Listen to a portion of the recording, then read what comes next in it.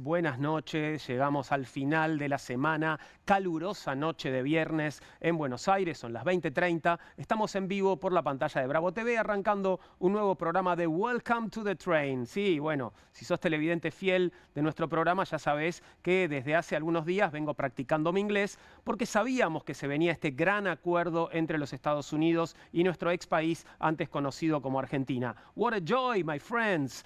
Al fin vamos a poder comprar iPhone baratos. ¿Que no era para eso? Bueno, sin duda se trata igual de un acuerdo importante. Para algunos amplio, para otros histórico. Al menos así lo definieron las tapas de todos los diarios de esta mañana. Te propongo que las revisemos. La Nación, Estados Unidos y la Argentina sellaron un amplio acuerdo de comercio. Amplio 1. Pasemos al siguiente, por favor. Diario Popular. Estados Unidos y la Argentina alcanzan un amplio acuerdo comercial. Segundo amplio. Vamos al tercero, por favor. Crónica. Amplio acuerdo comercial con Estados Unidos. Tenemos, a ver, algún diario más, por favor. El Cronista. Anuncian amplio acuerdo comercial entre Argentina y Estados Unidos con baja de aranceles y accesos preferenciales. Vamos por el cuarto amplio. BAE Negocios. Argentina y Estados Unidos anunciaron un histórico acuerdo comercial y creo que tenemos una tapa más. El Economista. Argentina y Estados Unidos cierran histórico acuerdo comercial. Amplio le ganó 4-2 a histórico, según mis cuentas, pero no todas las tapas lo reflejaron de esta manera. Fíjate, ahí tenés a Barcelona, Milei asume como gobernador de Argentexas del Sur, tal vez la más veraz de todas las tapas. Claramente no es un acuerdo más este de que estamos celebrando, que celebran todos los portales de noticias, sino el acuerdo, el que finalmente nos permitirá irnos para arriba como pedo de Conan, que por otro lado ya está arriba. La gobernación argentina celebró la noticia explicando que de esta manera nuestro país ingresa en un grupo selecto de naciones con preferencias comerciales. Un grupo selecto que hoy integran Ecuador, Guatemala y El Salvador, tres países que, como todos sabemos, son potencias mundiales en materia de succión regional, dos de ellos en la CONCACAF. Así que imagínate, hablando de succión, hay que aclarar lo que se sabe por el momento, son los lineamientos generales del entendimiento, pero se desconocen los detalles hasta ahora. Porque mientras todo el mundo se pregunta por esto, nosotros tenemos en exclusiva la letra chica del acuerdo con los Estados Unidos. Mirá, era solo cuestión de poner la lupa en el lugar correcto del texto.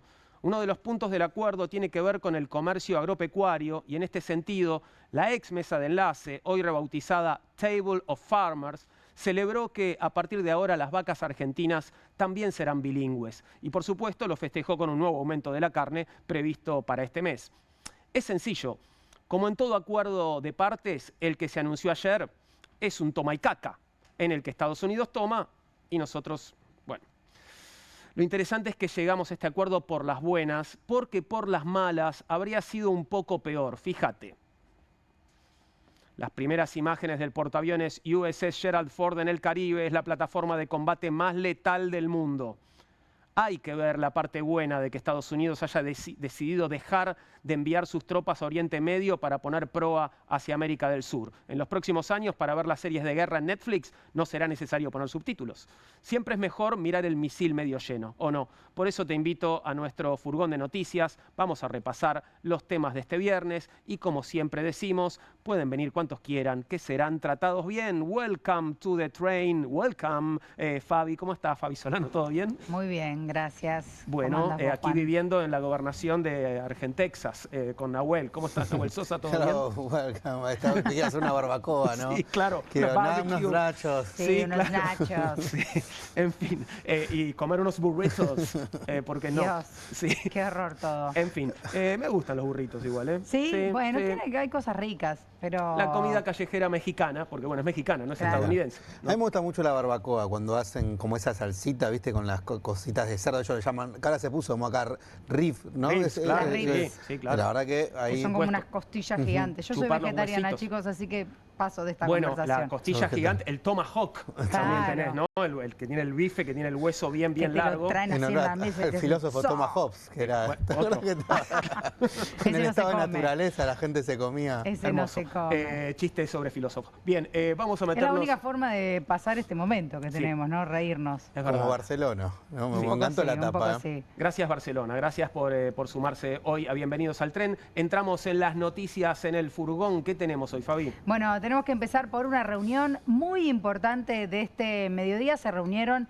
bueno, la flamante senadora nacional y ex ministra de Seguridad, Patricia Bullrich, y la vicepresidenta Victoria Villarroel, en un encuentro que era realmente muy esperado por toda la dirigencia política, porque de alguna manera va a armar el esquema legislativo para los próximos meses en el Senado de la Nación.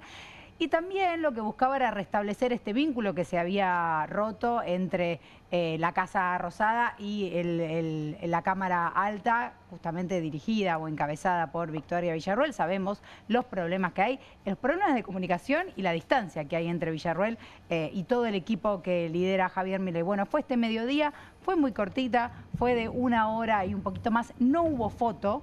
Así que eso también habla de la relación que tienen estas dos grandes figuras, que además son muy importantes y manejan una agenda parecida, ¿no? Como que de alguna forma compiten. Parecen tener afinidades, ¿no? Parecen Bueno, tener afinidades. por supuesto, Victoria Totalmente. Villarroel tiene afinidades con la Patricia Bullrich de hoy y no con la de los 70. No, claro. Justamente, no, iba a decir una barbaridad, no lo voy a decir.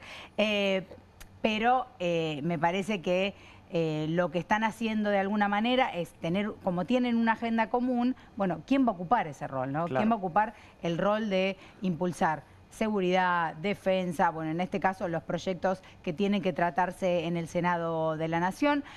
Ya previamente Bullrich se había juntado con los senadores para armar cómo iba a ser la reunión, también para trabajar en los puntos más importantes de lo que va a ser la reforma laboral. Y lo que dijo previamente a la reunión fue un mensaje que dejó para Victoria Villarroel. Le pidió que no boicotee justamente los proyectos que va a mandar el Ejecutivo, que no boicotee el trabajo legislativo, y esto se charló en la reunión. Tenemos algunas declaraciones de Victoria Villarroel Claro, cuando porque salió de la respondió reunión. a este punto de alguna manera, Exactamente, ¿no? respondió a este punto después de haberse juntado con Patricia Bullrich este mediodía. Vamos a escucharla. Lo que tiene que ver es con que las instituciones tenemos que cuidarlas, y mi función en este Senado de la Nación es que se consigan, por supuesto, las leyes que el Ejecutivo quiere mandar y quiere enviar, pero que todo se haga en un clima que propenda al acuerdo político. Los argentinos quieren paz y por eso creo que hay que un poco descontracturar esta reunión. Hay muchas expectativas y simplemente es lo que ocurre ante un cambio de conformación de la Cámara. Villarroel, Conversamos y nos pusimos de acuerdo de acá a futuro. Otra cosa que había dicho, Nahuel, que había dicho Victoria Villarroel, es que ella en realidad no tiene forma de ponerle obstáculos a los proyectos del Exactamente. gobierno. Por el lugar que ocupa no hay nada que ella pueda hacer para obstaculizar los proyectos del gobierno, más allá de que la acusen de que hace eso, ¿no? Sí, porque ella tiene un gran dilema ahora, ¿no? Porque por un lado, si al gobierno le hubiera ido un poquito mal en las elecciones, tenía un espacio para ocupar, Claro. ¿no? Para Pero ir ella- creciendo. Ir creciendo, ¿no? Incluso para el propio Milei ella puede hacer una suerte de ala más racional, más moderada, y para lo que era la oposición de Milei, o por lo menos cierta oposición de centro que se estaba haciendo entre Macri, era una posición razonable. Ahora, ella, ¿qué hace? O se queda en ese lugar, que hoy pareciera no tener espacio, medio que lo único que puede hacer es esperar, o retorna al núcleo de Milei, que ya está vetada, por lo menos hasta el momento. No va a ser bien Y recibida. no va a ser No, recibida. no. Y Yo hoy creo que no hay forma. No hay forma. Y Patricia Bullrich es la primera perjudicada si eso sucediera, ¿no? Ujú. Por lo tanto, me parece que tiene un dilema que hoy pareciera que lo resuelve con una tensa calma esperando.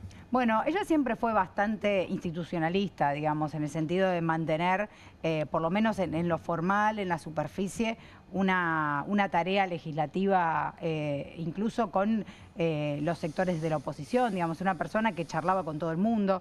Y esto lo que generaba justamente era una gran diferencia en los métodos de trabajo con el núcleo duro de La Libertad Avanza. E incluso con lo que pasa en la Cámara de Diputados. Incluso lo que pasa en la Cámara de Diputados. Cómo trabaja Martín Menem, ¿no? Totalmente. Me parece que esto lo va a conservar. Ahora sí, como decís vos, Nahue, va a tener más dificultad en retomar este proyecto de impulsarse por sí misma. Justamente porque las últimas elecciones, bueno, de alguna manera fortalecieron el modelo que pregona Javier Milei y Patricia Bullrich. Pero vamos a pasar de este tema para hablar de la provincia de Buenos Aires, porque después del acuerdo varias personas referentes salieron a hablar y a cuestionarlo, y en la provincia de Buenos Aires el gobierno de Kicillof también salió a decir algunas cosas, en este caso en la voz de Augusto Costas, el ministro de Producción bonaerense, justamente porque el acuerdo de alguna manera lo que hace es afectar a este área de trabajo. Lo que sostuvo es que el acuerdo comercial anunciado por Donald Trump afecta de forma negativa a la provincia, que es casi la mitad de la producción de toda la Argentina, y que por los beneficios que otorga a los productos estadounidenses, bueno, esto de alguna manera podría impactar negativamente en la economía de la provincia. Vamos a escuchar a Augusto Costas entonces hablando del acuerdo con Estados Unidos. Le estamos garantizando acceso preferencial a productos industriales, tecnológicos, que van a poner en riesgo seriamente a gran parte de nuestra industria. Y vos mencionabas, Gato, la provincia de Buenos Aires, sí. Es la provincia que aporta el 50% de los bienes industriales de Argentina. Claro. Es decir, este acuerdo pega de lleno en la provincia de Buenos Aires y se suma a toda esta política de ajuste y de destrucción de empleo que venimos viendo, y es muy preocupante, realmente es muy preocupante, y más preocupante aún también que sea un día después, o el mismo día en realidad, porque se anunció ayer anoche, en el cual el ministro de Economía, Luis Caputo, se presenta en la Conferencia de la Unión Industrial Argentina ante los supuestos representantes de los industriales, y no menciona una vez la palabra industria, ni política industrial, claro. Nada. Y acordate, Gato, el año pasado Milei en el mismo ámbito, sí, diciéndole en la cara a los industriales que eran parasitarios, que le robaban al campo. Sí, estamos en un gobierno que está claramente desindustrializando la Argentina, y que nos está comprometiendo seriamente a futuro.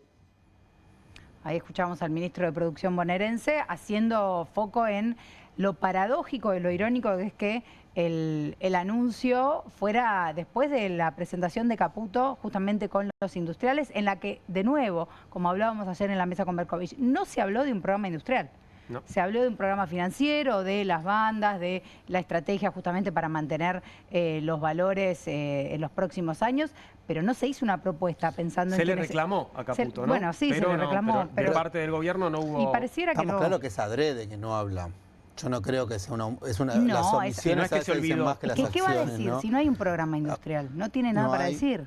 No hay, y me parece que claramente va a ir en... O sea, lo ven como un obstáculo, por ejemplo, la industria nacional, para el tipo de relación fluida que les gustaría tener con Estados Unidos, ¿no? Digo, porque ahí la pregunta es, Estados Unidos con el agro nuestro está muy conforme, ahora la industria, aunque le compita poco o mucho, es un problema. Es un problema, sí, bueno, de esta manera empiezan a hablar algunos referentes, en este caso el ministro de Producción de la provincia de Buenos Aires. Esperemos que empiecen a hablar también quienes son los protagonistas de la industria, ¿no? Para poder de alguna manera pedirle y demandarle al gobierno nacional que se revean este tipo de cosas, también teniendo en cuenta que los detalles profundos de este acuerdo todavía no se conocen, ¿no? Esto son todas especulaciones.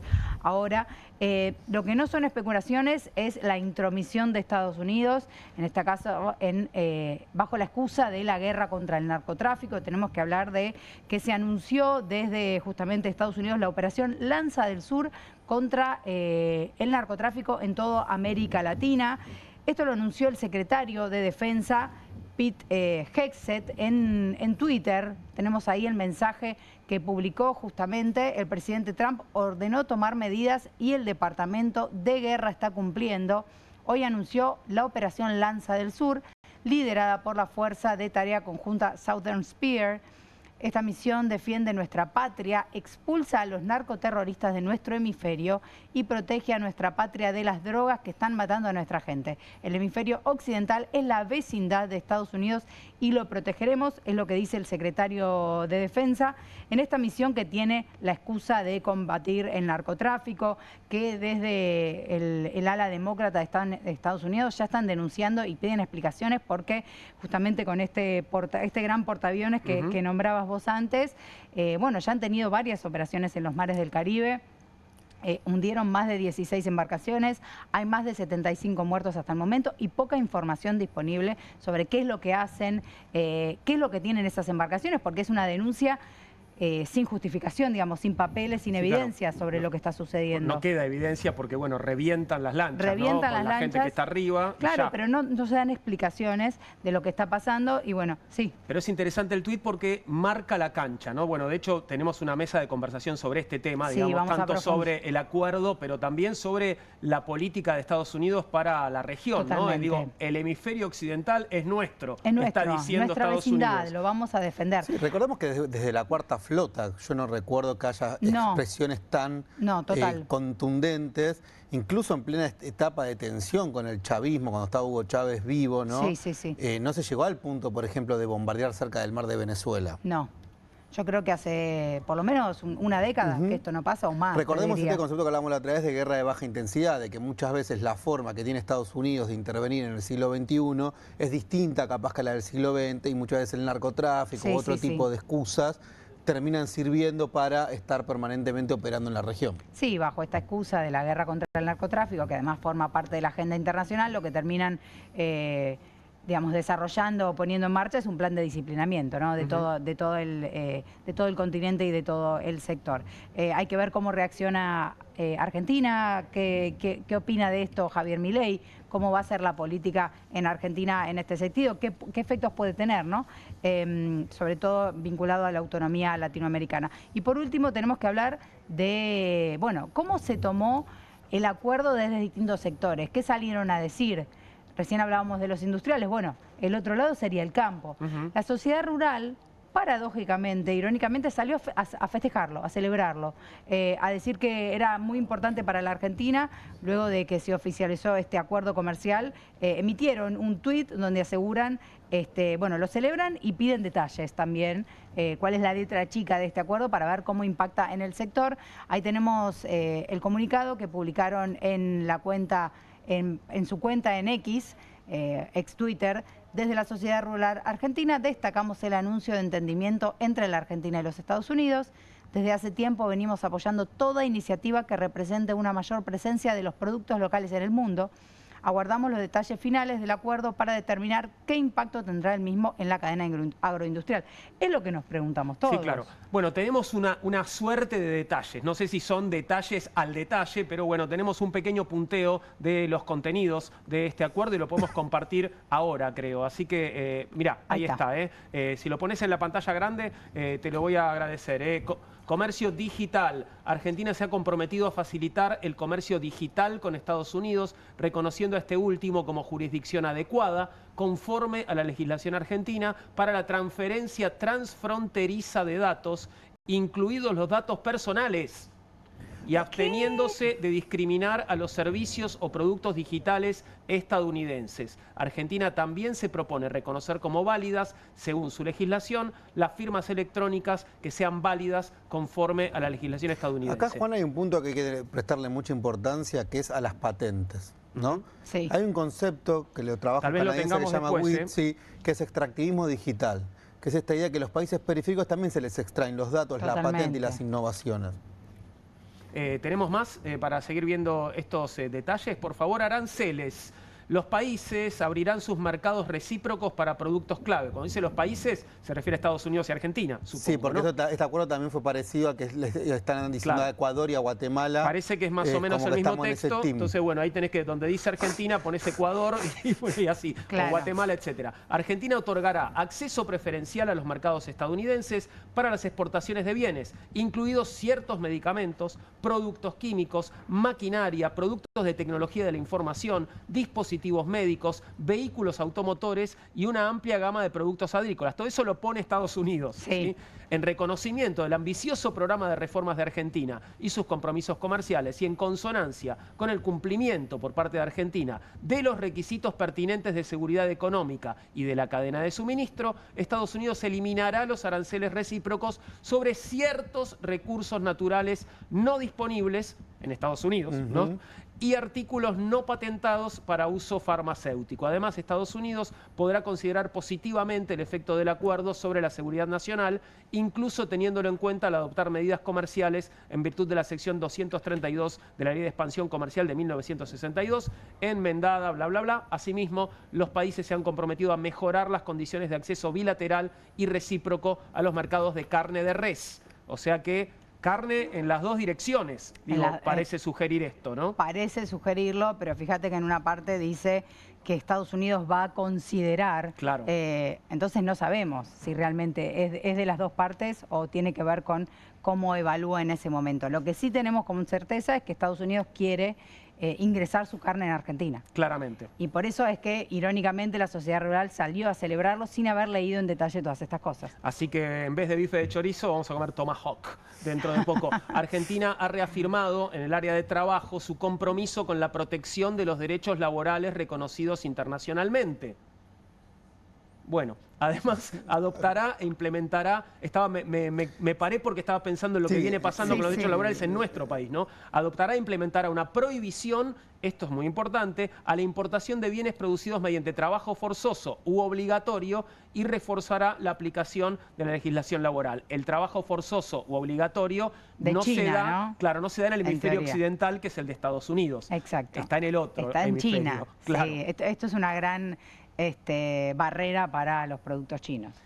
Es una pretendida barrera, habrá que ver, bueno, qué se hace con esto, ¿no? Si se obedece, si se acata de la forma en la que Estados Unidos pretende. Bien, estamos a punto de abrir una mesa de conversación que no tiene que ver con esto. Vamos a volver después al tema del acuerdo y a la política de Estados Unidos para la región. Hay más detalles, estamos viendo aquí lo que se refiere a la propiedad intelectual, pero si me permiten, cambiamos de tema para hablar con María Eva Koutsovitis. Bienvenida, María Eva, docente e investigadora, fundadora del movimiento La Ciudad Somos Quienes La Habitamos, ex candidata aquí en la ciudad de Buenos Aires. Nos habíamos visto en su momento del otro lado, cuando hacíamos comunistas. ¿Cómo estás, María Eva? ¿Todo bien? Todo bien, ¿qué tal, Juan? Bueno, buenas noches a todos, a todas. Muchas gracias por la invitación. El tema hoy del que vamos a hablar es el de la privatización del agua, algo que se viene, parece, ¿no? En todo caso es fuerte intención del gobierno, bueno, privatizar AISA y considerar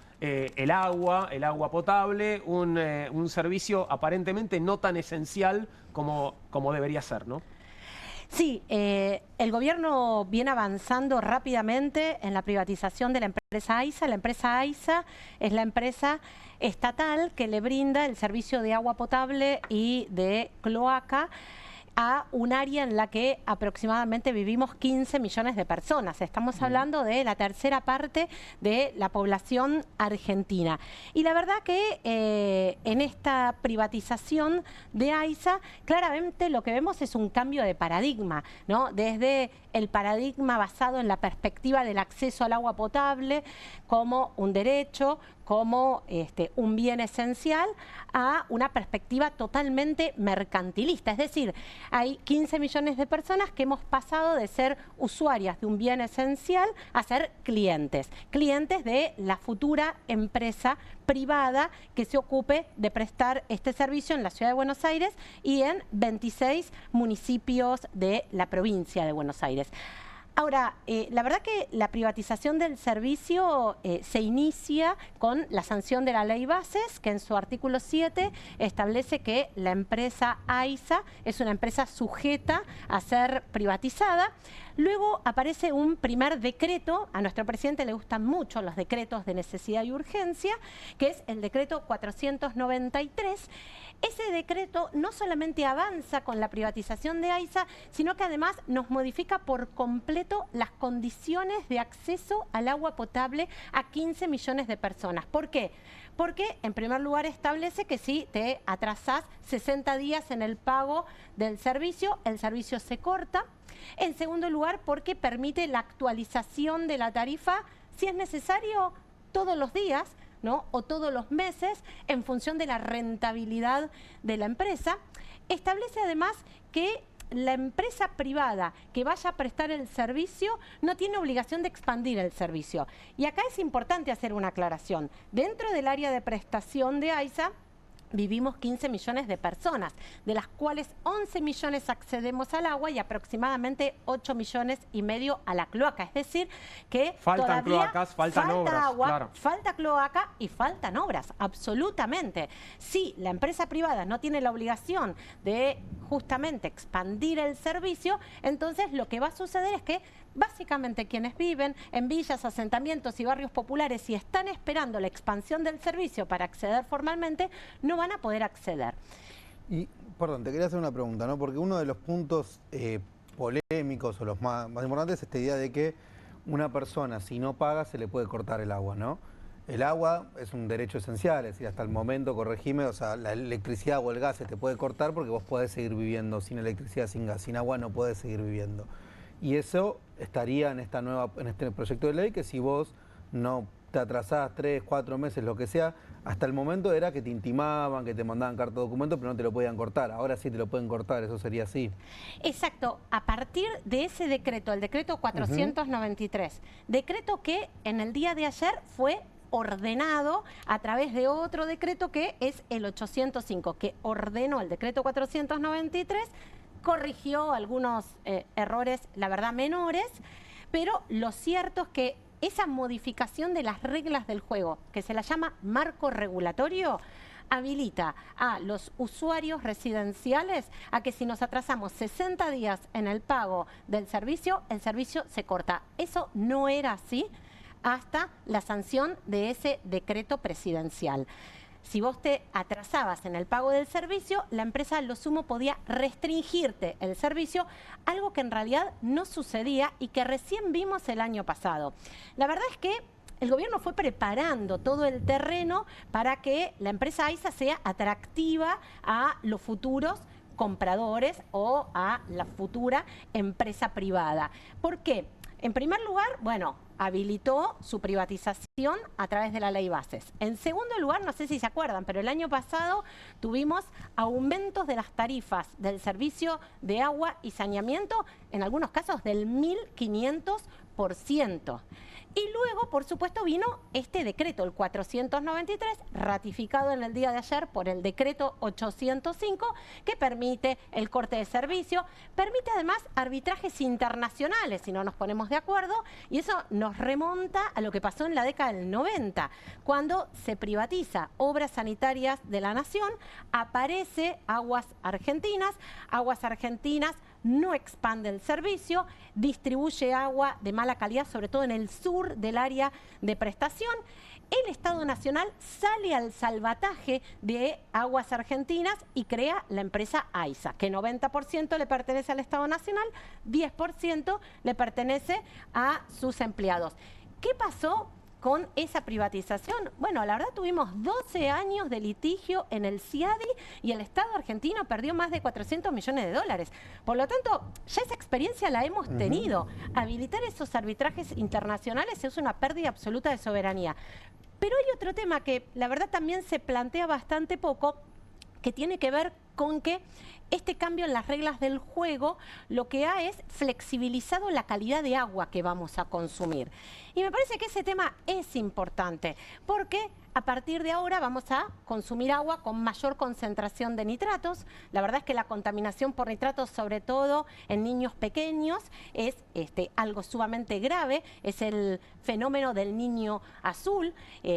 Habilita además mayores concentraciones de cloruro, tanto los nitratos... ¿Esto porque, digamos, se le va a permitir a la empresa, digamos, procesar menos el agua. Exacto, va a ser menos riguroso el proceso de potabilización. ¿Para qué? Insisto, para que sea más rentable. ¿Esto aparece en el marco regulatorio nuevo? Eso aparece en el nuevo marco regulatorio. Vamos a tener menos controles, ¿sí?, bacteriológicos. Por ejemplo, vamos a tener menos controles sobre la Escherichia coli.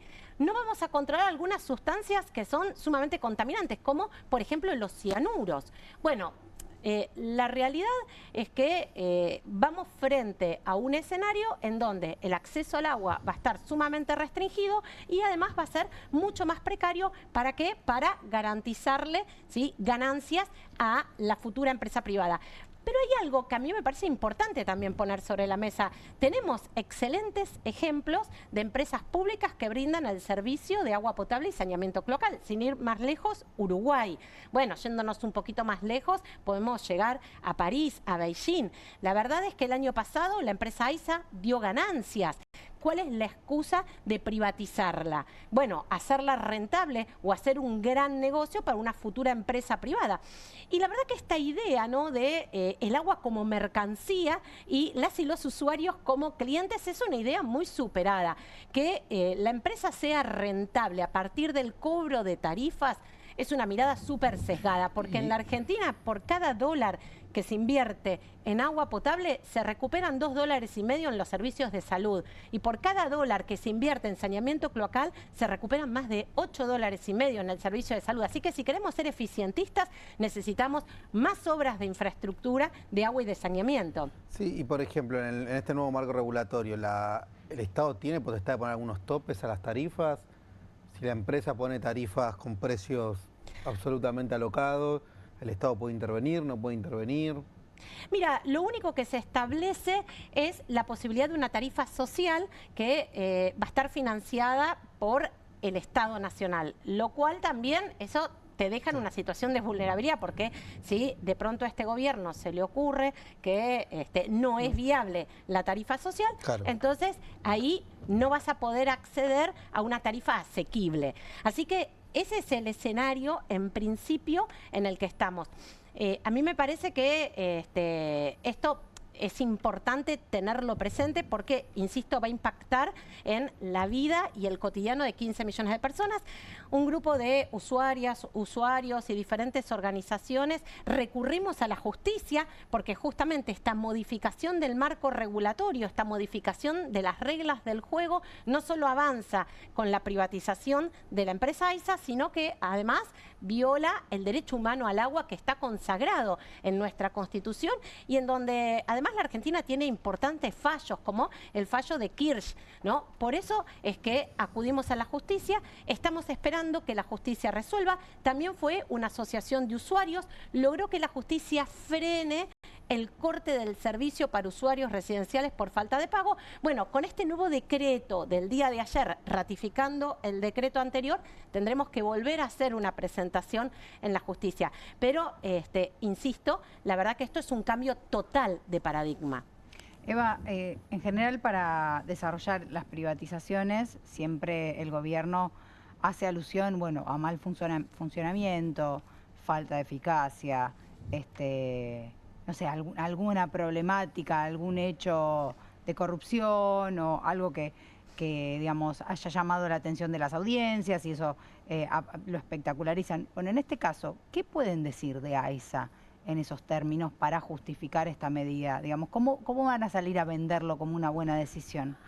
Mira, lo que han planteado es justamente que la empresa ha implicado importantes erogaciones por parte del Tesoro Nacional. Bueno, yo acá hago un paréntesis, que es lo que les contaba hace un ratito. El año pasado la empresa AISA dio ganancias. Por otro lado, plantean que hay un porcentaje, Adorni en una de sus audiencias, cuando era vocero, planteó que había 16% de morosidad. Bueno, no sé qué es lo que propone hacer con el 16% de los supuestos morosos, cortarles el servicio. Pero eso no tiene nada que ver con el servicio, sino justamente con el bajo poder adquisitivo de la ciudadanía, que también es producto de este gobierno. Totalmente. Pero la realidad es que las obras de infraestructura, obras de de agua, obras de cloaca, la construcción de escuelas, rutas, hospitales, necesariamente requieren de la erogación de fondos públicos. Entonces, en un país en donde nosotros tenemos 7 millones de personas que no acceden al agua potable, 20 millones que no acceden al saneamiento cloacal, por supuesto que necesitamos que el Estado lleve adelante la erogación de fondos necesarios para garantizar el acceso al agua y el acceso al saneamiento cloacal. Recordemos que cuando no se accede al agua potable, la esperanza de vida en promedio se reduce aproximadamente 10 años. Cuando no accedemos al agua potable se multiplica la mortalidad infantil. La falta de acceso al agua potable es una de las injusticias en términos territoriales más grandes que tenemos, ¿no?, a nivel nacional, y es una de las deudas más importantes que tenemos. Y sobre todo, cuando no se accede al agua potable, son las mujeres las que se ven completamente sobrecargadas en sus tareas de cuidado. Así que la falta de acceso al agua potable, además, es una de las violencias de género más invisibilizadas. En los barrios populares donde no se accede al agua potable, las mujeres tienen que destinar el doble de tiempo a las tareas de cuidado no remuneradas. Por eso es que plantear que la empresa exigía de la erogación de fondos públicos es una obviedad. La empresa ha incorporado muchísimos partidos, muchísimos municipios de la provincia de Buenos Aires, ha ejecutado importantes obras, ¿sí? Una de las obras de mayor envergadura es el colector margen izquierda, es una obra que le va a dar, ¿sí?, acceso al servicio de cloacas a millones de personas, ha ejecutado también obras importantes en diferentes barrios populares que venían siendo postergados hace muchísimas décadas. Por eso es que ese argumento es un argumento muy sesgado, o sea, todas las empresas prestadoras requieren en su expansión de, en general, dinero de fondos públicos que pueden ser a través de préstamos, que pueden ser, ¿no?, a través de subsidios para poder ejecutar obras de infraestructura. Pero además, insisto, el año pasado la empresa AISA dio ganancias. Vienen por el agua, decía una dirigente hace muchos años ya, ¿no? Bueno, vienen por el negocio del agua. Vienen por el negocio del agua. Y ese negocio del agua, la verdad es que no comenzó con este gobierno. Me parece que es oportuno mencionar que durante la gestión de Alberto llega a la Argentina la empresa Mescorot, que es la empresa pública israelí, que además viene siendo denunciada por llevar adelante apartheid hídrico a Palestina. Esta empresa llega a la Argentina, desembarca en la Argentina para elaborar planes estratégicos en relación a nuestros recursos hídricos, una pérdida absoluta de soberanía. Por supuesto que el vínculo con Mescorot y con las provincias y el Estado Nacional se profundiza durante la gestión de Milei, sin duda. Dicen que la empresa Mescorot ha sido quien ha asesorado en la elaboración de este nuevo marco regulatorio, pero lo cierto es que vienen por el agua, lo cierto que eso implica una importantísima pérdida de soberanía y un cambio de paradigma. Insisto, vamos a pasar de ser usuarios a ser clientes de un servicio básico, esencial, que además es un derecho humano. María Eva, muchas gracias por haber venido y por denunciar esto, que es gravísimo y que esperemos que podamos detener de alguna forma. Muchas gracias. No, muchísimas gracias a ustedes por la invitación. Gracias. Vamos a hacer una pequeña pausa, tenemos muchos más temas para tocar, vamos a meternos con el acuerdo.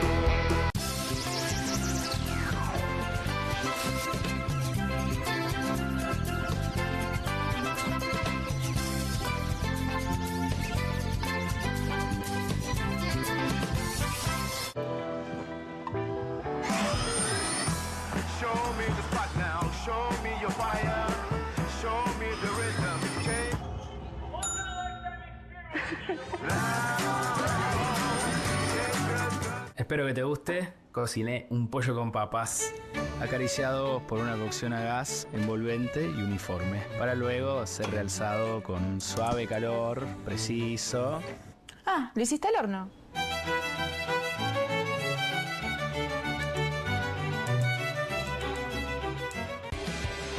Cueste lo que cueste. El primer streaming de Perfil.com, conducido por Román Yuch junto al Doc Juan Heruela, los periodistas Marcelo Mármol Moura y Lucas Buceta. Información deportiva, opinión y análisis. Cueste lo que cueste. De lunes a viernes, a las 10 horas, por Bravo TV. Emprendedor. con la conducción de Ornella Flench. Historias de emprendedores en primera persona. Consejos prácticos para alcanzar sus metas. Emprendidos, de lunes a viernes a las 12 horas por Bravo TV. QR, con la conducción de Paulo Caruso y gran equipo. La síntesis del día para un público que valora el periodismo crítico. QR, de lunes a viernes a las 22 por Bravo TV. Bienvenido a todo Latinoamérica. Caras TV llegó a DirecTV, el canal de las celebridades. Entretenimiento exclusivo las 24 horas del día. Más Caras, con la conducción de Héctor Maugeri. Red Carpet, Caras News, Caras Realeza, Caras Fashion, Caras TV. Llegó a DirecTV. Contenidos exclusivos para toda Latinoamérica.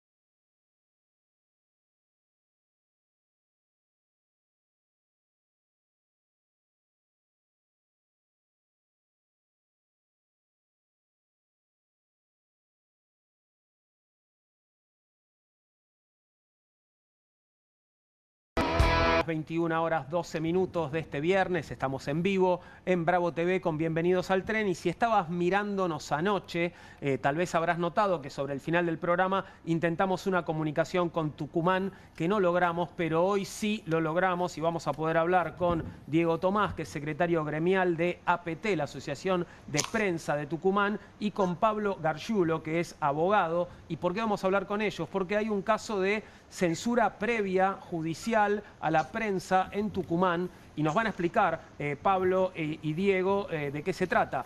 Los saludamos desde Buenos Aires. ¿Cómo están, Diego, Pablo? Buenas noches.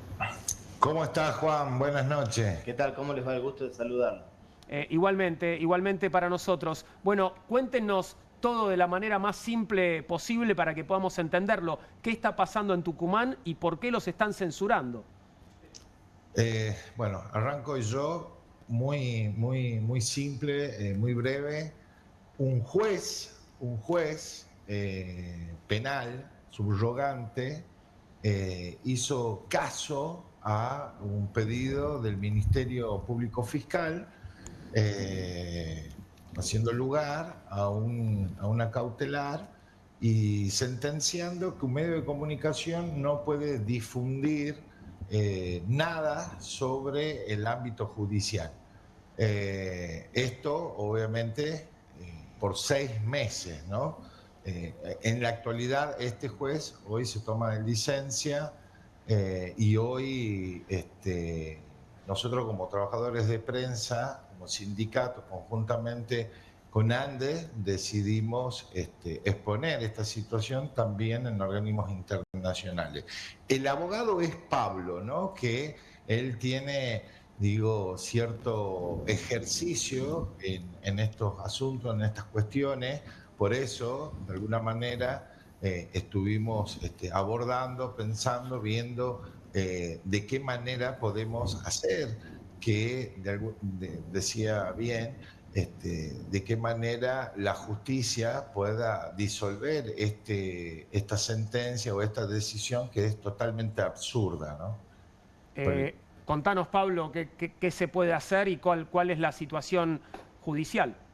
Bueno, efectivamente nosotros desde ANDE, junto con la Asociación de Prensa de Tucumán, resolvimos como una primera medida, no descartamos otras próximas en el futuro, pero como una primera medida, hacer una presentación ante la Relatoría de Libertad de Expresión y de Libertad de Opinión de Naciones Unidas, del Alto Comisionado por los Derechos Humanos de Naciones Unidas. El relator actual se llama y tiene CAN. Y el procedimiento, es decir, el Sistema Universal de Protección de Derechos Humanos prevé esta serie de procedimientos especiales mediante los cuales personas comunes, digamos, integrantes de algún Estado pueden comunicarse, pueden expresar cuáles son los hechos por los cuales efectúan esta suerte de presentación, de denuncia, y posteriormente la relatora puede comunicarse con el gobierno del Estado involucrado y pedirle explicaciones acerca de la situación que ha sido puesta en su conocimiento. Entonces, como una primera medida, nosotros hemos tomado esta decisión, teniendo en cuenta, como decía Diego, que la situación en sí resulta particularmente llamativa y particularmente extrema para, digamos, ciertamente para lo que es la provincia, pero también excede quizás el marco provincial. Yo no tengo en este momento memoria de una resolución judicial que impida a todo un multimedio expresarse sobre el Poder Judicial en su conjunto. Hay antecedentes, seguramente Juan, vos como una persona que conoce los medios y hace mucho que está en ellos, conoce casos que han sido muy resonantes, digamos, recordemos el de Servini de Cubría, Tato Borges, un caso paradigmático. Acá mismo en la provincia también hubo casos, pero eran casos donde había personas singularmente involucradas, definidas, y que no se podían referir respecto a determinadas personas en concreto. Bueno, digamos, esta versión de la censura previa a la tucumana verdaderamente ha excedido todos esos márgenes. Ahora, Pablo, Diego, cuando se pretende ejercer la censura es porque se pretende que algo no se ha dicho y algo no se haga público, ¿no? ¿Qué es lo que está pasando acá? ¿Qué es lo que pretenden que no se sepa o que no trascienda o no sea publicado?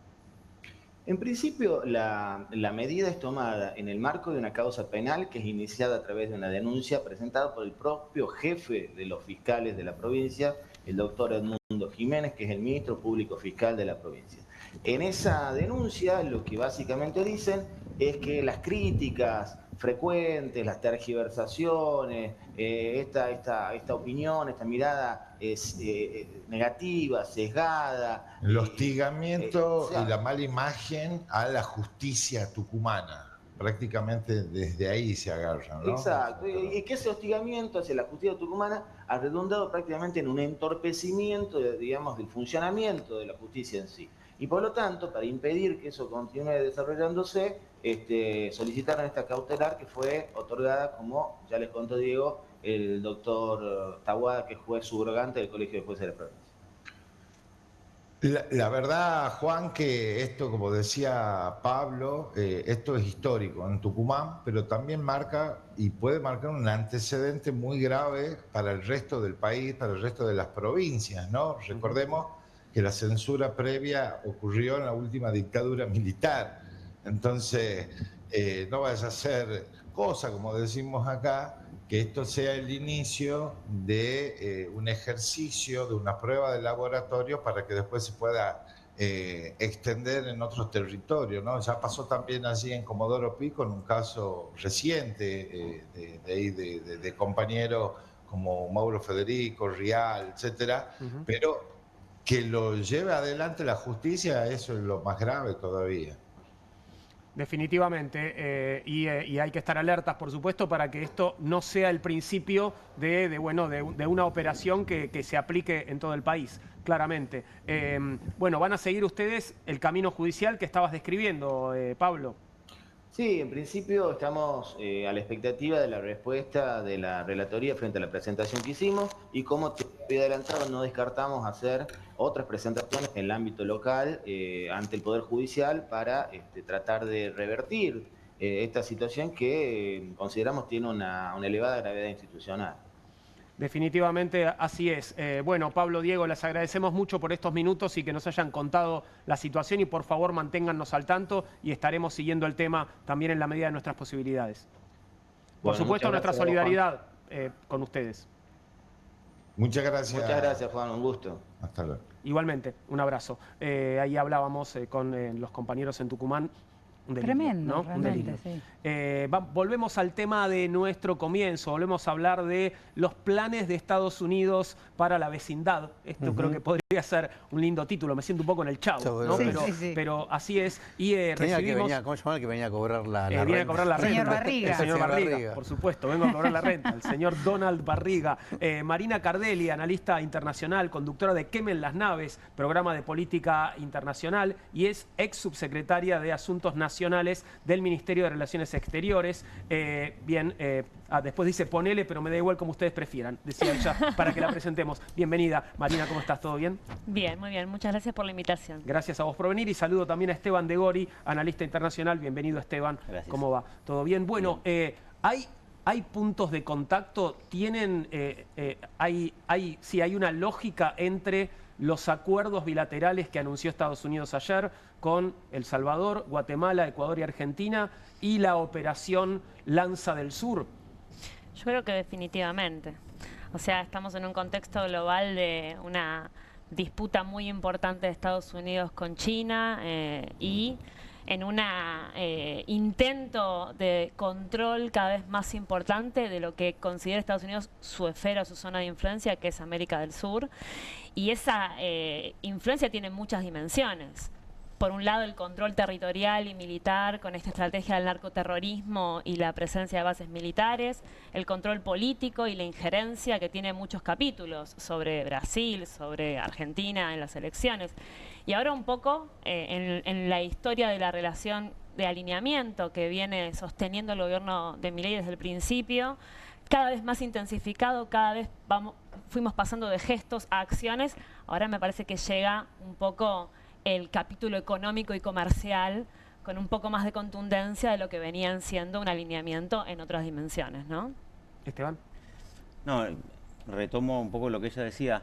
Me parece que el caso de Centroamérica era más previsible por obvias razones históricas. Desde inicios del siglo XX hasta en adelante, las intervenciones, los vínculos estratégicos que siempre tuvo Estados Unidos con respecto a Centroamérica.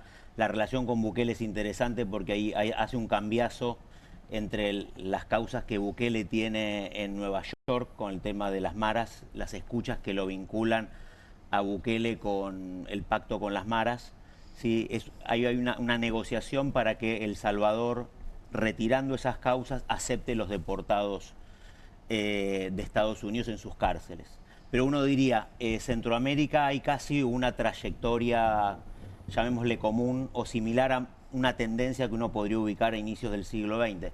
Me parece que la novedad es Argentina, porque rompe yo le llamaría un margen de maniobra que la política exterior argentina construyó con respecto a Estados Unidos, que eso lo podemos ver, y que además atraviesa tanto gobiernos conservadores, radicales, peronistas, hasta la actualidad. Posiblemente el que más acercamiento tuvo fue el gobierno de Menem, pero me parece que el gobierno de Milei construye una novedad radical con respecto al alineamiento de los Estados Unidos, retomando un poco lo que decía ella, que es en el marco de un realineamiento que está buscando Estados Unidos en su disputa con China.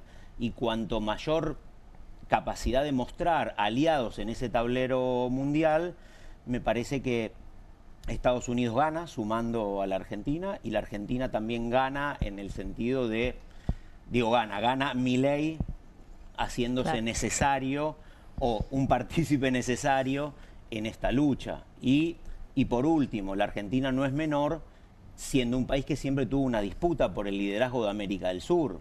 Entonces, primero lo quiso tener Chávez, ya conocemos cómo termina esa historia, posiblemente lo intentó Lula con sus problemas, y efectivamente Milei retoma ese intento de construcción del liderazgo con algunas novedades, digamos, el nuevo presidente de Bolivia, la posibilidad de que Boric pierda con Kast. Entonces, la verdad que de alguna manera Milei aprovecha una ventana de oportunidad que podría ser muy buena para el propio Trump, en parte, ¿cierto? En esta lucha con China. Recién los escuchaba y hablaban de, bueno, qué gana un lado y qué gana el otro, ¿no? Pero en términos económicos, el acuerdo no deja demasiadas evidencias hasta ahora de cuáles serían las ventajas para Argentina. La sociedad rural, hablábamos antes, salió a celebrar un acuerdo que no conocía en detalle. Parece una cuestión más ideológica que realmente pragmática, digamos que se va a aplicar después en la economía y por ende en la economía doméstica. ¿Cómo puede en el mediano largo plazo impactar en Argentina este acuerdo, teniendo en cuenta que bueno, muchos de los productos que van a ingresar compiten, ¿no?, con la economía local, por ejemplo? Sí, desde ya. Yo creo que igualmente, como es un acuerdo marco, lo que marca es una hoja de ruta, ¿no? Cuando se empiece a discutir la letra chica o cuando aparezca la letra chica, yo creo que los actores van a empezar a tomar más preponderancia en planteos concretos y ahí se verá cuánto se puede avanzar, porque una de las razones por las que, como él bien decía, Argentina nunca participó de esos estados o esos países con alineamiento y con más autonomía, tiene que ver con que tenemos actores de peso en la economía que tienen capacidad de influencia y de presión, ¿no? Entonces, yo creo que hay que ver cómo avanza la letra chica. Sin embargo, creo que sí hay nichos o algunos sectores muy específicos que tienen ciertos beneficios y que efectivamente achican los costos de importación en algunas cosas, sumado a que Estados Unidos es el tercer socio comercial de Argentina. Entonces, hay algunos sectores con capacidad de influencia que tienen beneficios muy concretos. Por supuesto que los perjuicios son a la economía globalmente en general y quizá actores con menos capacidad de lobby y de presión que los nichos que sí se benefician, digamos. ¿Cuáles son los sectores que se beneficiarían? Hablamos de sectores de la economía argentina, ¿no? Y yo creo que un poco todo lo que es el sector de las empresas, sector privado, del área de tecnología de las comunicaciones, sobre todo los que ya tienen comercio o intercambio con Estados Unidos, para la posibilidad de contrataciones y ese tipo de cosas, la facilitación de inversiones para digamos, recibir inversiones de Estados Unidos, y me imagino que más aceleradamente, por supuesto, con el perfil ideológico de decir no queremos que vengan inversiones chinas, pero facilitar inversiones cuando Argentina existe inversiones para todo el sector minero, también puede ser beneficioso.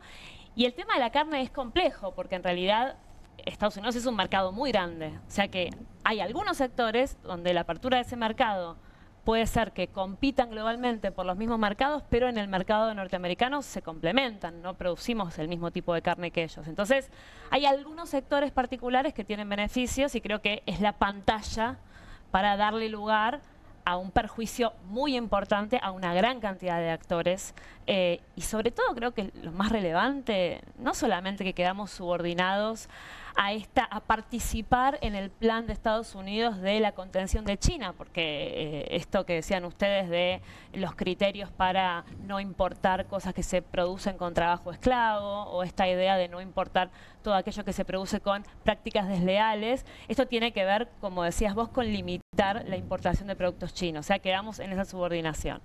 Pero también un elemento central es la subordinación que tiene que ver con las regulaciones, es decir, aceptamos las regulaciones, todo lo que se produce con los criterios de medicamentos o vehículos, con todos los criterios de Estados Unidos, y reducimos la soberanía regulatoria de Argentina. Y eso, para los grandes capitales, en términos generales, siempre es beneficioso, porque son los únicos que empujan, digamos, el comercio, lo más cercano al libre comercio. Esto no es un tratado de libre comercio, pero la preferencialidad a los grandes capitales siempre los beneficia en el mercado de Estados Unidos.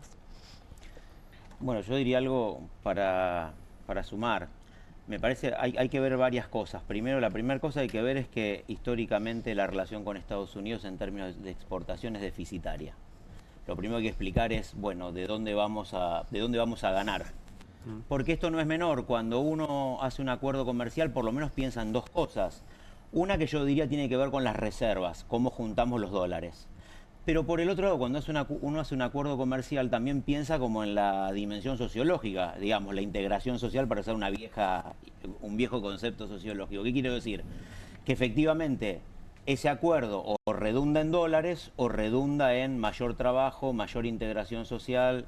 Bueno, eso efectivamente es lo que primero el gobierno tiene que responder. ¿Por qué? Porque la sociedad rural puede decir, perfecto, me parece bien. La UIA hoy dijo que le parece bien porque la UIA cree que puede sustituir a las cadenas de proveedores de los Estados Unidos. La UIA dice, yo no puedo exportar a China mis productos industriales, pero puedo competir contra los proveedores de los Estados Unidos. Y ahí, en realidad, yo voy a competir con México, con Chile y otros. Eso es un punto. Pero el otro punto que no se habla es el mundo de las pequeñas y medianas empresas. Claro. Donde en los últimos 2 años se cerraron 18.000. Y esto no es menor, porque decís, bueno, a ver, entonces, ¿cuál es la dimensión de la integración? ¿Dónde está este aumento? Supongamos que decís, bueno, vamos a mantener el déficit, no nos importa los dólares, vamos a mantener el déficit. Y la creación de empleo, y la integración social, y la capacidad del Estado de aumentar políticas públicas. Esa me parece que es la discusión en última instancia que el Estado tendría que explicar, porque si vos reducís toda tu capacidad regulatoria, que ya tenés un problema, si además das una serie de ventajas y si además pones límites a importaciones que pueden ser baratas o que pueden ser convenientes para el desarrollo de la industria argentina, provenientes de China o del mundo asiático, bueno, el Estado va a tener algún problema que va a tener que explicar cómo lo va a resolver. Entonces, si bien hay una letra chica, me parece que lo que tiene que explicar es estas dos dimensiones. ¿Qué hacemos con las pequeñas y medianas empresas? ¿Qué hacemos con la integración social? Y después, ¿qué hacemos si en el caso de seguir manteniendo el déficit, porque hay que justificar un déficit que históricamente tenemos? Bueno, Milei en varias oportunidades ya dijo que a las pymes no le importa, digamos, que es parte del ecosistema industrial, que las empresas nacen y mueren. Entonces, y tampoco tienen peso, digamos, el sector de las pymes en el debate, en la discusión. Por lo tanto, no sé si, digamos, Sí, si igual, ese tema se puede llevar al debate. igual ahí se nota que esa es digamos, la posición ideológica de Milei, que la expresa, pero si vos ves en Estados Unidos, tienen sectores protegidos. Claro, sí. Digamos, la tendencia es más al cierre y a la protección que a la apertura. Entonces, algunos hablan, Tocatlián, hablan de la internacional conservadora o la internacional reaccionaria. Hay ciertos acuerdos que tienen que ver con responder o acompañar la estrategia de Estados Unidos. O sea, yo no tengo tan claro que haya una lectura, aunque no coincidamos, digamos, una lectura del gobierno de Milei de cuáles son los beneficios para la Argentina. Yo creo que acá la lectura es, bueno, ¿cómo ayudamos cuando él habla de la victoria del mundo occidental, a defender Occidente? Y bueno, ¿cuáles son los alineamientos o los actores? ¿Cómo podemos sumarnos a esa batalla global? Para mí los intereses argentinos realmente no están sobre la mesa. Y también hay un tema. Me parece que este marco, este acuerdo marco, también es para el electorado de Trump. También hay que decirlo. Claro. O sea, Trump dice, che, el acuerdo financiero que está atado a este acuerdo económico que hicimos hace un ratito atrás para que ganen las elecciones, ojo que fíjense que vamos a ganar plata. Claro. Entonces, me parece que también hay que mirarlo de Trump también a su propio electorado, que está teniendo problemas en su imagen. Yo le quería hacer dos preguntas como concretas. La primera es, ¿qué pasa con China? O sea, frente a esto. Y la segunda es si esta excusa del narcotráfico ven que pueda generar un escenario bélico en el corto plazo. Hay muchas especulaciones sobre el tema del escenario bélico. A mí me parece difícil de creer que Estados Unidos le haya puesto tanto esmero, tanta presión militar, haya movilizado tantas tropas solamente para un gesto de presión política interna hacia Venezuela. Entonces, hay quienes consideran que va a haber algún tipo de intervención militar o que se están esperando las condiciones políticas, como él bien dijo. Los próximos meses pueden llegar a ser de modificación de del esquema político en América Latina, con cambio de orientación política de gobiernos. Varias elecciones, ¿no? Sí, varias elecciones en Chile, las elecciones recientes en Bolivia. Es decir, hay hay otro escenario político que podría permitir y legitimar un avance militar, y no se puede decir que eso no está sobre la mesa. Yo creo que hay chances. Ahora, también es cierto que la última intervención militar de Estados Unidos en territorio de América del Sur fue hace muchos años, fue en Panamá, y quizá la presión está siendo más a nivel económico. Sabemos que lo hace con los aranceles, que tiene otras estrategias, pero yo creo que hay un escenario de conflicto bélico probable, digamos. Yo si querés contesto lo de China 2 minutos. China me parece que hay que mirarla en lo que viene haciendo, espera. Me parece que tiene algunas armas, ya lo hizo con Estados Unidos y los granjeros exportadores de soja. Un día dijo, bueno, si estas son las condiciones de arancelamiento, no le compro más a los farmers norteamericanos. Algunas herramientas tienen de presión, creo que van a esperar, me parece que ese es su métier, esperar y presionar en ese juego de fuerzas que entiende China, que es su forma de organizar la política internacional. Y lo del tema bélico en el Caribe pienso lo mismo. Ahora, si Estados Unidos invade Venezuela, estamos frente a otro tiempo realmente. Hay que ver si Trump inaugura ese nuevo tiempo. Es así. O sea, guerra en América del Sur es algo que hace muchísimo tiempo que no se ve, ¿no? Exacto, es una decisión, yo diría, un dilema fundamental si Trump quiere inaugurar una nueva época, porque sí, invadir un país de América del Sur realmente sería eso. Sí, además Si está me permiten, trabajando, que está trabajando activamente para quebrar algunos lazos de unidad que ni siquiera tenían que ver con el acuerdo político entre los gobiernos. Hace muy poquito fue la reunión de la CELAC y operó Estados Unidos activamente para que no fueran los presidentes al encuentro. Se dijo que había llamado por teléfono de Estados Unidos para que no fueran al encuentro de la CELAC. Es decir, hay una operación activa por quebrar ciertas normas básicas, y entre ellas un corazón de los acuerdos regionales es el tema de América Latina y América del Sur, zona de paz, ¿no? Y creo que eso en este momento está en tensión y puede dejar de ocurrir. Si me permiten, quiero sumar a la conversación. Hablábamos de sectores afectados y tenemos en línea a Eduardo Bussi, que es expresidente de la Federación Agraria Argentina. Eduardo, ¿cómo estás? Buenas noches. Te saludamos desde Bienvenidos al Tren. ¿Cómo va? Buenas noches, un gusto. Un saludo a la mesa y a la audiencia, estimado. Gracias, Eduardo. Bueno, ¿cómo pensás que esto va a afectar a los productores agropecuarios, o qué has podido conversar, en todo caso, en estas horas desde que el acuerdo se conoció? Hay un chupa-chupa ahí, una zanahoria. Le vamos a exportar más carne de vaca a Estados Unidos, 60.000 toneladas más. Hasta ese chamullo, en un país que produce 900, de exportación solamente, 950.000 toneladas. Hasta ahora Estados Unidos compraba 20.000 toneladas, ponía cuestionamiento, que tenía que ser carne sin hueso, porque nosotros no somos libres de aftosa, cuestiones sanitarias, todo verso, 20.000 toneladas. China compra 700.000 toneladas. ¿A quién hay que cuidar? ¿Está? De los 950.000 toneladas que se venden afuera, 700.000 a China, 20.000 a Estados Unidos. ¿A quién hay que cuidar? Digo esto para ser didáctico, ¿me explico, Natale? Sí, claro. Nos conocemos de viejos tiempos. Totalmente. Oíme, 60.000 toneladas más. Además, estamos complicados en la producción de carnes. Yo quiero advertir a la opinión, a la gente que nos está mirando, gran parte urbana, estamos con un déficit de producción de carne para abastecer el mercado interno, a pesar de que cayó a 40 y pico kilos, a lo más bajo de la historia argentina. Estamos 42, 44 kilos por habitante por año de vaca. Venimos de ser un país de 90, 95, 100 kilos por habitante por año en la década de los 70, los 80. Ahora estamos en 44 kilos. Aún así, con estos niveles de exportación, digamos, hay un cuello de botella. Entonces, las 60.000 toneladas, ¿de dónde van a salir?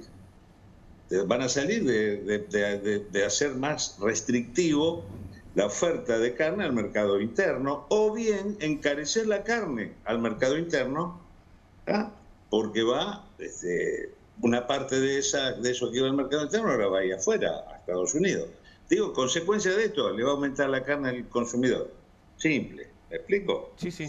Después, La otra cosa, la parte ya negativa para los señores, para los productores agropecuarios, el interior, las pymes, habilitan digamos, abastecimiento aviar y porcino.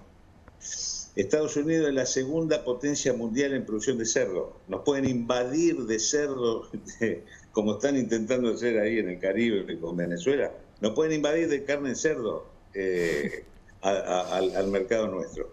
Destruir a los productores, a los frigoríficos. ¿Pero a cambio de qué? Vos decís, bueno, Busi, pero si tenemos la costeleta de cerdo a 4.000 pesos el kilo, que habla el pedo, bueno, macanudo, nos tapan la boca. Pero no tenemos la costeleta a 15.000 pesos, a 4.000, está 15.000 para arriba, eso vale un kilo de costeleta de cerdo.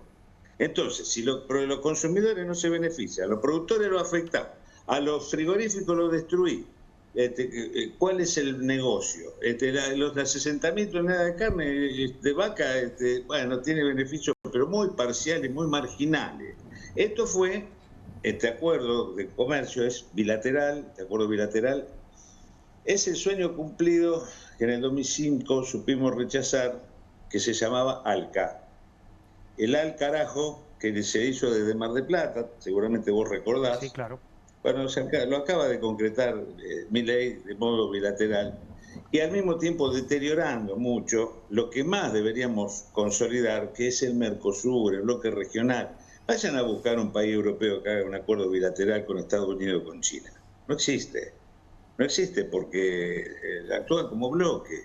La unión hace la fuerza y es así. Nosotros debemos actuar en comunión con Brasil, con Paraguay, con Uruguay, con nuestros hermanos históricos, consolidar ese bloque, desde ahí acordar condiciones comerciales, por supuesto, pero por sobre todas las cosas condiciones soberanas.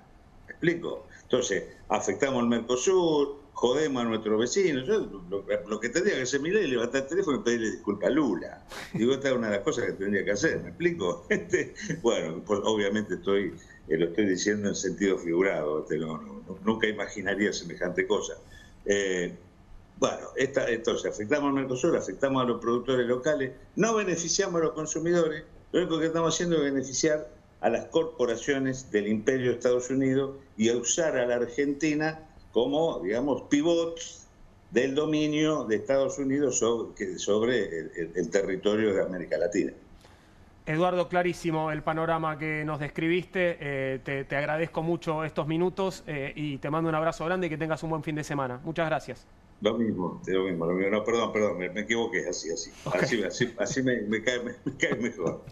Chao, claro, hermano. Chao, gracias. Eduardo Busi también pintó una escena, muy clara, pensando en esto de la cantidad de toneladas que le exportamos a China y la pequeña cantidad que le exportamos a Estados Unidos. ¿Cómo hacer equilibrio para no perder esos mercados? ¿Se hará ese equilibrio o vamos a tener una especie de suicidio agropecuario o exportador? Yo creo que no hay ninguna pretensión de equilibrio. En todo caso, si hay equilibrio va a ser no por la voluntad política, sino porque el sector privado sigue funcionando. China es un socio comercial inevitable. El otro día escuché que la Cámara del Comercio de China lo que planteaban es, por supuesto que hay preocupación, pero después hay un mundo de intercambios que es imposible, me parece. Se puede ensuciar la cancha, se puede lastimar la relación comercial, se puede... Pero me parece que, como decían, nosotros, si no hay una definición política sostenida más fuerte de los actores del país que puedan... Para mí lo único que puede resolver esto es conflicto. Claro. Conflicto de los actores reales. Aunque haya una voluntad política férrea de avanzar en este acuerdo marco que se convierte en un acuerdo específico, me parece que el conflicto social es inevitable.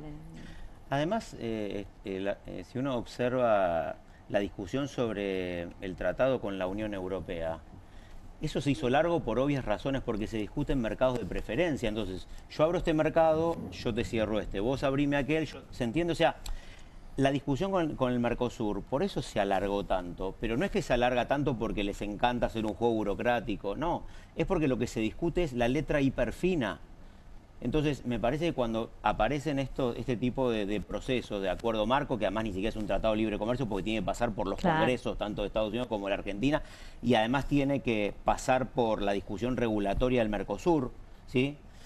Cuando se hacen estas cosas, al no discutirse la letra chica, entra todo en una zona gris de arbitrariedad. Entonces, en esa zona de arbitrariedad, los que tienen mayor capacidad de movilización de recursos y de lobby son los que van a terminar ganando.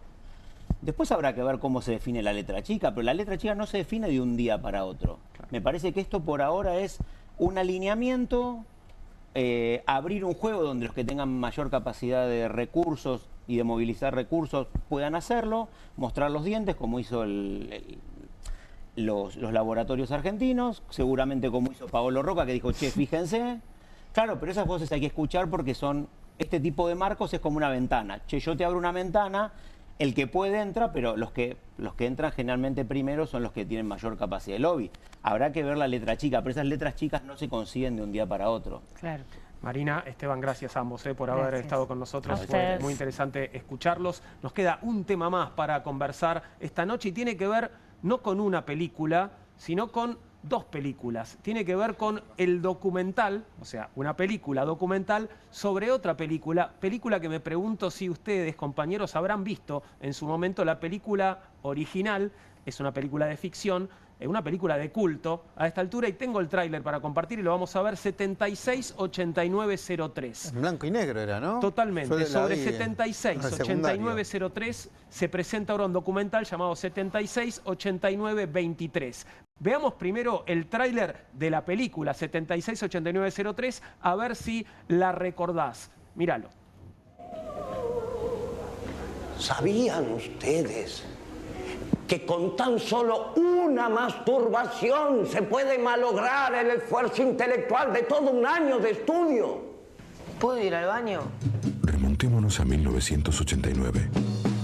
Ibas hoy a las 10 de la mañana con 4.800.000 australes, te daba 12 lucas. ¿Cuánto cobra la manera? Va con la misma guita. Específicamente la noche de mayor hiperinflación. Y vas con la misma guita mañana y si te dan algo, ponete contento. Aquella calurosa noche de febrero en la que Paco, Salvador y Nino festejaban una despedida de soltero. ¿Hay alguna posibilidad de que mañana no te cases?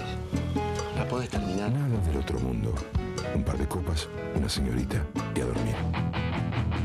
Pero un hecho extraordinario cambiará sus planes. Bajemos ya a vender esto. Y luego sus vidas. Sí, que le traje el tío. Dame una semana que la moto, total que por hotel. Ahí fui. Vos sos un cortamán, hijo de remil. No, para. Vas a ver que conmigo no se jode. Sifoncito. ¿Cómo te parece? Decirle que no al rey de la noche. Flener Films, La Produ y Film Suez presentan Todo junto, fiestita. 768903. 768-903. Hola, Wanda. Más que una comedia negra. Bueno, no dejamos el tráiler completo porque era un poco largo y queremos charlar un poquitito con Federico Benoit, que es el guionista y director de 768923, el documental sobre la película que acabas de ver. ¿Cómo estás? Bienvenido, Federico, ¿todo bien? ¿Qué tal, Juan? Muchas gracias por la invitación. Hola, equipo. Un placer. Bueno, mi recuerdo de la película, la vi hace muchos años, es principalmente El Rey de la Noche, ese personaje inolvidable de Claudio Risi, bueno, recordado y gran actor argentino. Pero ¿por qué te metiste con esta película? ¿Por qué un documental sobre 768903? Bien, está buena la pregunta, porque no ha sido una película exitosa en términos de taquilla o en términos comerciales. Después podemos debatir qué es el éxito, ¿no? Pero, digo, la idea viene de Ezequiel Mendoza, el productor ejecutivo de la película, que hacía rato que teníamos ganas de hacer algo juntos. Y me vuelvo a encontrar con la película 20 y pico de años después y me doy cuenta de que hay un montón de cosas que no han cambiado, ¿no? Argentina parece ser un país que te vas 10 días y cambia un montón, pero te vas 10 años y no cambia nada. Entonces, creo que si bien la peli es un homenaje a la película del 2000 de Nardini y Bernard, también es una excusa para hacer un revisionismo de todo lo que tiene que ver con los últimos 50 años en la Argentina, ¿no? Tomando de referencia también las fechas de los títulos de la película original. Claro. Ese 768903, claro. por las dudas, hay que aclararlo, se refiere a los años, ¿no? Claro, Y vamos viendo escenas, primero vemos a estos tres amigos, niños, en la escuela, en el 76, luego jóvenes en el 89, y lo interesante es que el 2003, para el momento de realización de la película, era el futuro. Exacto. Ahí se convierte en una película de ciencia ficción donde ellos imaginaban una reelección de Menem, que los directores tan desacertados no estuvieron porque... La primera vuelta la ganó. Exactamente, exactamente.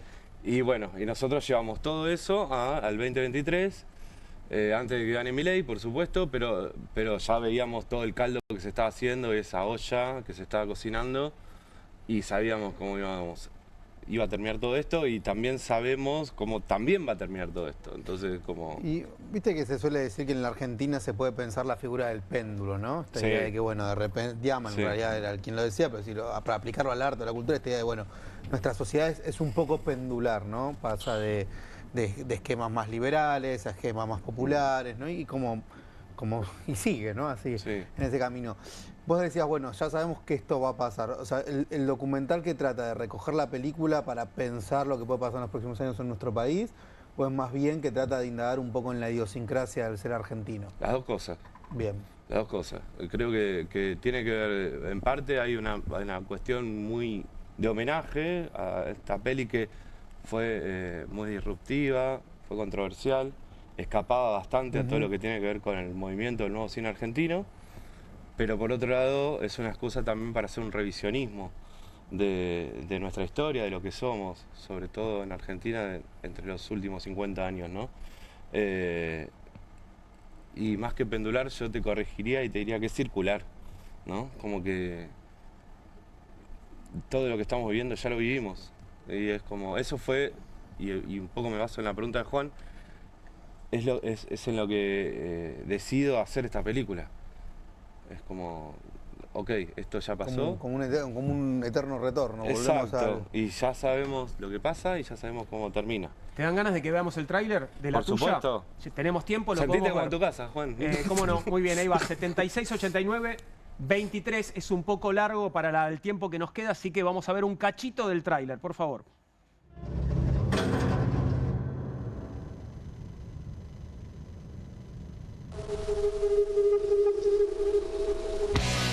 Era una película que se iba a estrenar. Por eso es la barbaridad que es. $650.000, perdí todo. Mi tío Flavio grabó una película pornográfica. Es un momento muy fuerte de la peli que de hecho mi papá la pasó muy mal. Vamos a ir todos a verla al cine en familia. 768903. Una de las películas más guarangas y políticamente incorrectas del cine argentino. Éramos provocadores, contestatarios. Tacito fue también, nos odia a todos. En ese momento la crítica muy determinante para el desarrollo comercial de las películas. Fue un nivel de agresión. Toda la película me gusta, pero El Rey de la Noche es una película aparte para mí. Si todas toman. Toman la policía, toman los Cobani, toman los militares, toman los médicos, toman los políticos. El heartbreak más grande. Bueno, ahí lo veías justamente a Claudio Rizzi, Sí. ¿no? Haciendo el personaje que destacaba también la negra en el tráiler, el del Rey de la Noche, un personaje inolvidable. Inolvidable, inolvidable. Lamentablemente estamos filmando y Rizzi ya estaba, pobrecito, mal de salud. Nos hubiese encantado que esté en el documental, pero bueno, de algún modo está en el documental. Federico, yo quería preguntarte porque es inevitable cuando uno hace una revisión de una película o de un producto cultural de hace 2, 3, 4 décadas, bueno, notar la diferencia en términos de cómo lo digital vino a incorporar cuestiones tecnológicas, pero también a romper los vínculos, ¿no? Entonces yo pensaba si en el transcurso de la elaboración del documental ustedes pudieron identificar cómo lo viejo de alguna manera, bueno, nos resuena en lo que nos falta ahora, en términos de los vínculos, la palabra, ¿no? Antes era todo palabra, era todo presencia, era cuerpo, bueno, y ahora todo eso un poco se desvanece. ¿Cómo lo notaste cuando hiciste el documental? Sí, está re buena la pregunta. Un poco lo que decís es verdad. Esos fines de los 90, principios de los 2000, donde no estaba tan desarrollada la tecnología, ¿no? Como lo está hoy, y donde ahora estamos obviamente viviendo en la era de las comunicaciones y donde creemos que estamos conectados y que hemos avanzado como sociedad gracias a la tecnología. Yo no coincido tanto, yo creo que estamos dando unos pasos para atrás como sociedad. Y me di cuenta que estos tres personajes, como bien dice el tráiler, tenían características totalmente actuales, ¿no? Esta cosa del sálvese quien pueda, la misoginia, el machismo. A ver, estamos hablando que estamos en un país que hay un femicidio cada 13 horas. Entonces, ¿en qué avanzamos?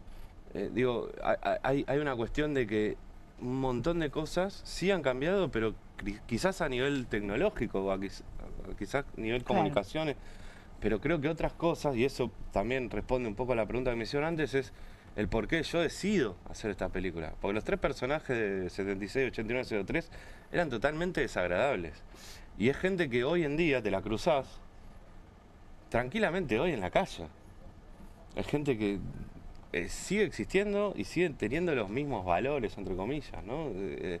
Entonces creo que sí hay un avance por un lado, pero por otro lado creo que estamos retrocediendo bastante también, ¿no? O volviendo al pasado. Claro. Fede, ¿cómo y dónde se puede ver la peli? Bien, nos queda una función más el miércoles que viene en el Centro Cultural 25 de Mayo, que es un lugar hermoso, no sé si conocen, es en Villa Urquiza, Avenida Triunvirato 4. El viejo cine teatro 25 de Mayo. Hermoso, ¿no? Es enorme, la verdad, desde el punto de vista, desde la arquitectura y eso es precioso. Y esto está en Avenida Triunvirato 4444 y después vamos a tener una función única en el Gomón, que es el 16 de diciembre, ¿no? 16 de diciembre a las 20 horas. Que bueno, también es un tema para hablar largo y tendido, ¿no? Todo lo que es el Inca hoy, la cuota de pantalla y todo lo que está sucediendo con el cine argentino que está recontra archimega atacado. Y bueno, nosotros somos una película totalmente autogestionada, totalmente independiente. Hemos ganado algunas cositas ahí en Mar del Plata, pero no hay apoyo en absoluto a las productoras medianas o a las productoras chicas, como en cualquier rubro, ¿no? Claramente, sabemos que es así. Lo que está pasando. Definitivamente. ¿Hay una cuenta de Instagram o algo para que podamos seguir los movimientos de la peli? Sí, bien, gracias. 768923. El documental. 768923, el documental. Sí, y si no está Piso 8, que es la productora que tenemos, Piso 8 Productora, que también es un Instagram al que pueden seguir. Y ahí están todas las novedades y las fechas, y etcétera. Estoy seguro que si viste 768903 vas a tener ganas de ir a ver este documental, así que no te lo pierdas. Muchas gracias, Fede, por haber estado con nosotros. Muchas gracias a ustedes, hermoso el espacio y hermosa la gente que está detrás de cámara. Son todos divinos. ¿Estás seguro? ¿Los viste bien? Sí, hay muchos que... hay el gaffer de mi película está por ahí, es el director de este programa. Impresionante. El gaffer de 768923 es el director del programa de ustedes. Después tenemos que arreglar tema calle y esas cosas. Ok, perfecto. Se negocia, todo se negocia. Gracias, nos tenemos que ir. Bueno, Nahuel, Fabi, nos vemos la semana que viene. Buen fin de semana. Buen fin de semana para vos también. Esperame que en instantes nada más.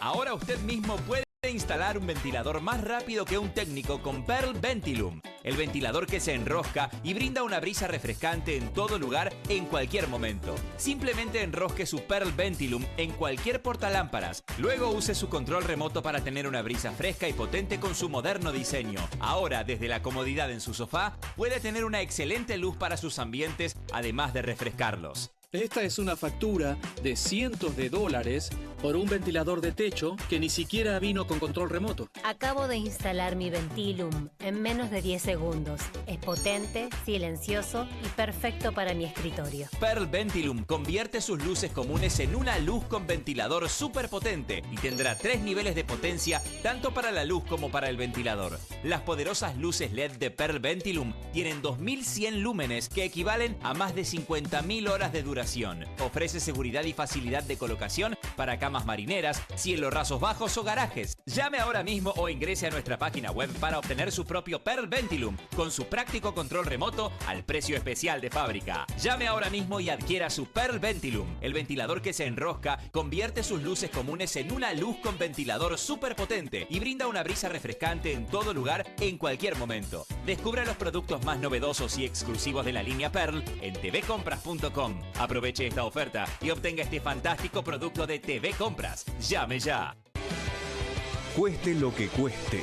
El primer streaming de Perfil.com, conducido por Román Uch junto al Doc Juan Herbela, los periodistas Marcelo Mármol Moura y Lucas Buceta. Información deportiva, opinión y análisis. Cueste lo que cueste. De lunes a viernes, a las 10 horas, por Bravo TV. Emprendidos, con la conducción de Ornella Flench. Historias de emprendedores en primera persona. Consejos prácticos para alcanzar sus metas. Emprendidos, de lunes a viernes a las 12 horas por Bravo TV. QR, con la conducción de Paulo Caruso y gran equipo. La síntesis del día para un público que valora el periodismo crítico. QR, de lunes a viernes a las 22 por Bravo TV. Bienvenido a todo Latinoamérica. Caras TV llegó a DirecTV, el canal de las celebridades. Entretenimiento exclusivo las 24 horas del día. Más Caras, con la conducción de Héctor Maugeri. Red Carpet, Caras News, Caras Realeza, Caras Fashion, Caras TV. Llegó a DirecTV. Contenidos exclusivos para toda Latinoamérica.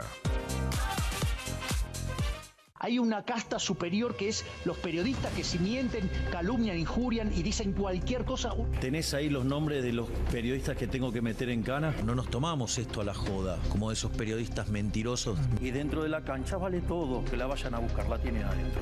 Soy un abanderado en la batalla cultural, pero los imbéciles con déficit de IQ doméstico, ¡ay, no, miedo!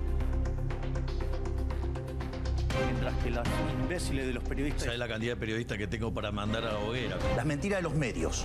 Y periodistas ensobrados, operadores, basuras. No me vengan con que son inocentes. No digo que sean tan malos como los periodistas. Digamos, raya el mal gusto propio de cerdos. Creo que es una ofensa decirle periodista así. Milei odia al periodismo. Nosotros amamos al periodismo. Suscríbete a Perfil.com.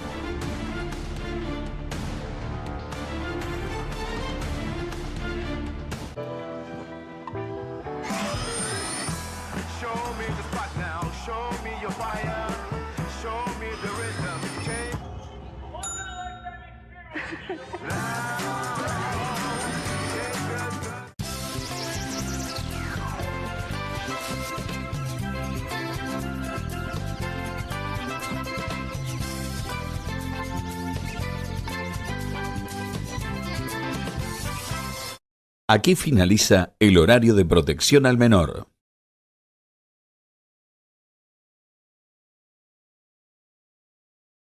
¿Cómo andan? Muy buenas noches. ¿Cómo está? ¿Qué haces, Pablo? Juan? ¿Cómo estás? Muy bien, ¿vos? ¿Cómo estás terminando la semana? Muy bien, muy bien. La ¿Sí? verdad que sí, una buena semana. Creo Bueno. que hemos tenido una semana muy interesante en el programa. Movida, ¿no? Sí, claro que sí. Claro. Y llegando al fin de semana, además. Bueno, a mí me parece que no tenés que cargar siempre con el peso de la magia. Te lo agradezco mucho porque los magos también necesitamos descansar. Me imagino.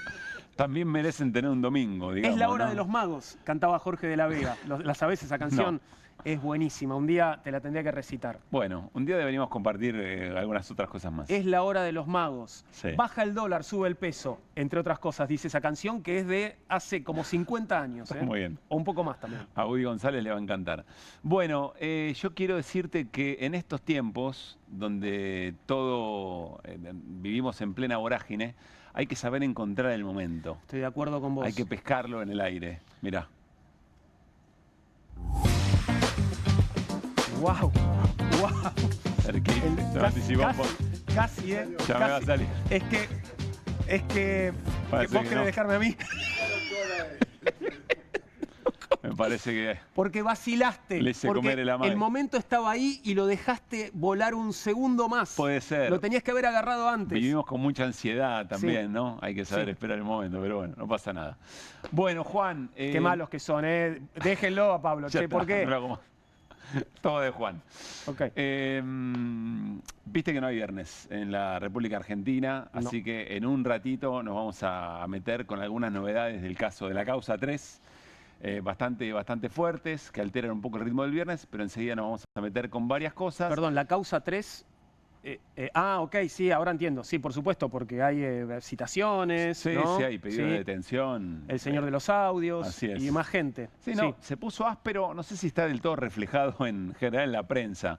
A veces todo el ámbito o todo el sector laboratorios tiene sus influencias. Pero bueno, por suerte aquí en QR y en esta casa eso no ocurre. Sí, decirles que nos vamos a ocupar de todas estas historias, pero encontramos una perlita que por lo menos yo, la producción, hasta que la contó la producción, no lo había pescado. Viste que se encontraron Victoria Villarruel, vicepresidenta de la Nación, con Patricia Bullrich, que va a ser la mujer fuerte en el Senado de La Libertad Avanza. Va a presidir el bloque, eso está claro, y algunas no se sabe si no va a tener alguna influencia más, ¿no? Y bueno, porque la acusan a Victoria Villarruel de frenar algunas iniciativas del oficialismo. Se encontraron a solas, puerta cerrada, mano a mano, podríamos decir, un poquito menos de una hora, pero hay un detalle que yo no conocía, y gracias al colega Manu Jove, te lo vamos a contar a vos y a la audiencia. Mirá, a ver. Mirá lo que posteó. Desde ambas partes dicen que fue positiva la reunión entre Bullrich y Villarruel en el Senado. No hubo foto, pero sí regalos. La vice le regaló una constitución y un vino a la ministra de Seguridad. Sí, una constitución y un vino. No hubo intercambio de regalos. No o sea, sé hubo si... regalos de la vice, pero no regalos de la senadora. Sí, no sé qué regalo quizás llevó. Lo que le llamó la atención al colega Manu Jove, como a mí también por lo menos, es que atrevida la vicepresidenta, ¿no? Jugó fuerte, audaz, un regalo audaz. Un regalo audaz. Porque, bueno, se supone que no necesita la Constitución o no debería necesitarla Patricia Bullrich, debería conocerla, no sé, salvo que te regale una edición especial de la Constitución, un libro que es un objeto lindo para coleccionar. Sí, claro, ahí, en una caja, claro, una ahí cosa te lo por el tomo. estilo. Y lo del vino, bueno, sabe que le gusta el vino, digo, entonces me imagino le habrá regalado un vino bueno, ¿no? Para mí son dos provocaciones fuertes, porque sabe cómo se va. Yo le hubiera clavado ¿no? Un corazoncito. Y chao, claro. Pero para mí jugó fuerte la vice.